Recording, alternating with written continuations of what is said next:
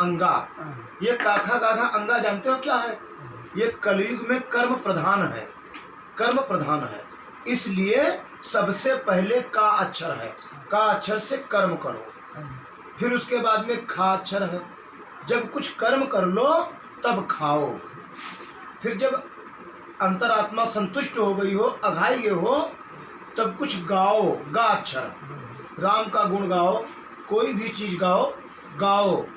जब गाओगे तो गाना दो प्रकार का होता है, यानी भजन एक होता है और एक होता है गाना। भजन का मतलब है भासे भोर भय, जासे जागो मोरी सजनी, और नासे नैनन नीर बहाओ, और पिया पिया घटही गोहराओ, पी के दर्शन पाओ। ये है भजन। और वो जो एक है राग रागनी, राग रागनी दोनों सगी बहनें हैं। इनके पतियों का नाम है सुर और ताल। सुर और ताल, राग के पति का नाम सुर है और रागनी के पति का नाम ताल है। सुर हारमोनियम होती है, ताल ढोलक होता है। जब ये चारों इकट्ठे होते हैं तो वहाँ पर एक मजीरा आता है। मजीरा राम जी है। जैसे मजीरा, मजीरा मजी राम जी राम जी, राम जी राम जी, राम जी राम जी, राम जी राम। यानी मजीरा शब्द जो है वो राम है, राम। देखो तो जब मजीरा वहाँ पे आ गया तो 5 लोग इकट्ठा हो गए। जब 5 लोग इकट्ठा हो गए तो लक्ष्मी हारमोनियम पर नाचने लगी। जब हारमोनियम पर लक्ष्मी नाचने लगी, आपने गाया, तब घा अक्षर आ गया। गा के बाद घा। अगर आपके पास रुपया हो गया हो तो घर बनवा लीजिए। जब घर बना लिया तो अंगा आ गया। घा के बाद अंगा। अंगा क्या चीज है? यही तो है अंगा। उसी घर के अंदर मर्यादा का अंगा पहन लो, सारे बदन को ढक लो कि कोई हमें पागल ना कहे।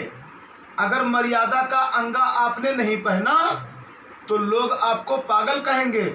इसीलिए कहा जाता है कि पढ़ो रे मन काखा गाघा अंगा। अब काखा गाघा अंगा हमारा देसी है। छोटा आ, बड़ा आ, छोटी ई, बड़ी ई, इसी में काखा गाघा अंगा आ जाता है। क्योंकि जो छोटा बड़ा है वो स्वर है, काखा गाघा अंगा ये व्यंजन है। अब इसमें अंतिम अक्षर क्या आता है? ज्ञान। ज्ञान। तो जब छोटा बड़ा आप पढ़ो तब अंतिम अक्षर आया ज्ञान, यानी आप ज्ञानी हो गए, ज्ञानी। जब छोटा बड़ा पढ़ो तब। अब इसके बाद में एक पढ़ाई और है, तुम्हें बताई दी। इंग्लैंड के और ब्रिटिश के एक पढ़ाई हमारे यहाँ चलती है, भारत में है। वो जानते हो का हो? वो A for apple, B for bird, C for cat. अंतिम अक्षर क्या है? जेड। तो जेड फॉर जेब्रा, यानी अफ्रीका का चित्तीदार गधा।